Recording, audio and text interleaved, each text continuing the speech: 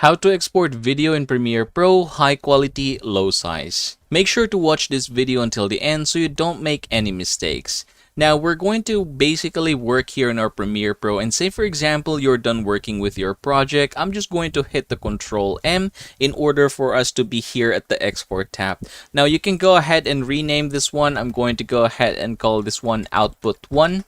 Just like so, and then you're going to set location, and then here in the format, go ahead and click this one here and make sure that you have selected HEVC or H265. After doing so, go ahead and click match source, and basically the settings is going to match the entire source of your video. So here, go ahead and check this and this one. So maximum depth, render at maximum depth, and use maximum render quality. After doing so, you're going to scroll down and we're going to look for bitrate encoding. So here, as you can see, we are using VBR1 pass, which is good. However, for the target bitrate, this is 35. And if you are going to see the file size here, it's 2835 MB.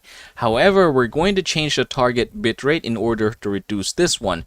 You're going to look at your video and you're going to click the properties.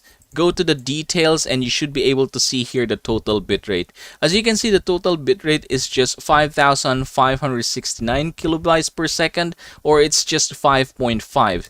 Now, I'm just going to click OK, go back here, and we're going to go ahead and set this one to 6.5.